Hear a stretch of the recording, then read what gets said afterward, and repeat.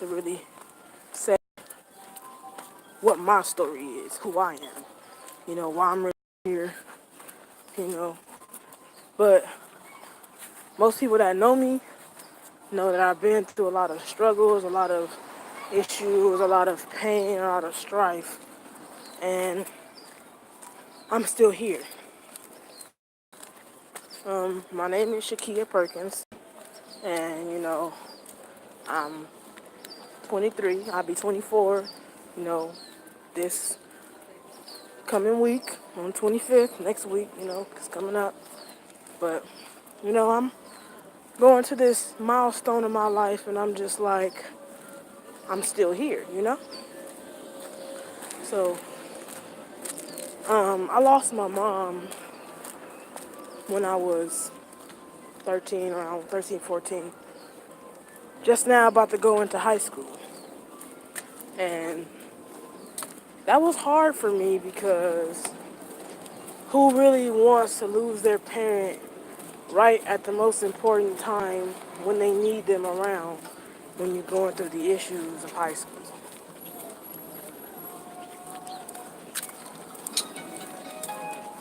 And it's like,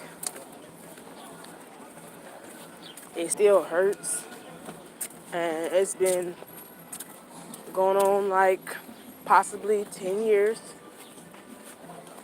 roughly 10 years since she passed, because she passed after giving my little brother. He's about to be 10 this year, and she will be 50.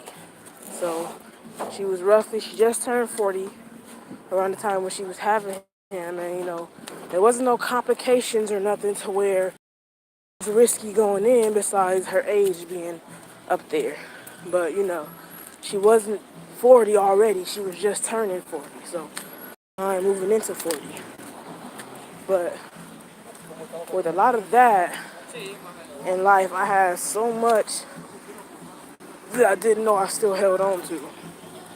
Like points when going to her funeral, I didn't even cry because I was more concerned with what's going on. Like, is this true? Or am I still just in a day's dream of a haze and I don't know what to do? And it's like, it took me a while to get out of that mindset of it's not real, she's not really gone. Someone took her, she's just like, someone took her and they replaced her and they changed her identity or something. Like, all these scenarios were going in my head like, there's no possible way this could be happening to you right now. Like, are you serious? And the killer part about it, as far as the day everything happened, was the night before I had a dream that something bad was going to happen. I didn't know what exactly, but I had like a literal dream that I was gonna lose my mom. Like, how are you as a kid to feel about that when you have a dream that your mother's gonna die? Like, I was confused.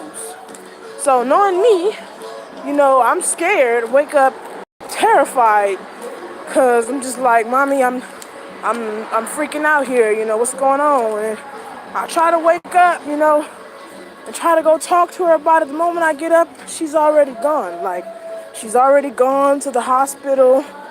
They left before we woke up and all this, and I'm just like, wow, are you serious? I can't tell her. And it's like that one moment when you want to tell somebody something so bad that you just gotta get to them. Like, no, I have to see her. I have to talk to her. What's going on? Like, why couldn't I go? Like, why didn't I wake up early enough to leave and talk to her? Like, it's a lot of regret I feel behind that because I feel like I could have said something and I had to let that go within myself. Like, I had to stop blaming myself for the fact that it's like I felt like I saw it coming and I couldn't warn her about it. And it's just like, because of that, she's not here. And with that, it's like, I couldn't even I couldn't even imagine like how life could feel without her. Like it was just weird. Everything that counteracted with it. Going to high school, it was very hard.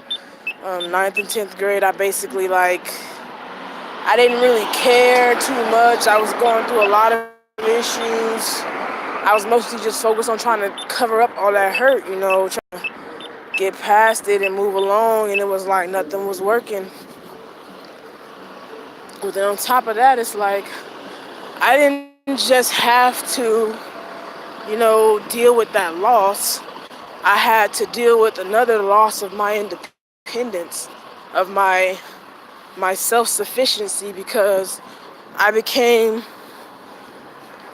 because of the fact that I became depended on as not a daughter but someone to take care of the household separately from, you know, anything else. I was there at home, I cooked, I cleaned, I watched my brothers, I helped them with homework. It's a lot of the stuff that I did simply because, my mother taught me, like, always look out for your brothers or this, and that. But at the same time, I feel like my life was a lot more about them and me being there for them than me being there for me, emotionally and physically. I just let myself be crowded out and put my feelings at the back burner of everybody else's feelings. And it's to a point where, years later, it's torn me up inside. I've had to deal with it and hold on to it and think about all them issues I had. But at the same time, it's like I knew something was wrong. I knew mentally and emotionally, physically, my mood was off. Everything was just, it wasn't working. Like I got too dependent on, medicating to numb everything. And now I medicate to overall help me. And people still see it as, oh, that's not cute. What are you doing? They judge you or they really know your reasoning behind it. Like, I'm not a drug addict. I don't sit here every day, spending my money, spending every day smoking this, smoking that. No, it's a way to help me keep my mood elevated because I'd rather not be on antipsychotic medication that makes me feel like I don't have my own, I don't have control of my own mind. And a lot of that is just like, I don't know how to feel, you know? But a while back, I was diagnosed with bipolar disorder. And, it's been hard dealing with that from there. But we'll talk more about this. I'll do a part 2, speak on it. Let's see how you feel about the first video. If you want more, we'll do a part 2, But my story isn't over. I have a lot to tell, and I have a lot to offer others as far as sharing my experience, how I felt, and how I dealt with things. So it's like, if I touch you in a way to where you want to ask me some questions or you want to ask me, how did you deal with this? How did you deal with that? A lot of people don't understand how it is to lose a parent at such a young age and not really have nobody to talk to or, really be there for you. So, I want to be there for those people who didn't really have nobody they felt like they could talk to about it because of what they were going through and how much pain and how much the pain made them feel, like they wanted to numb it.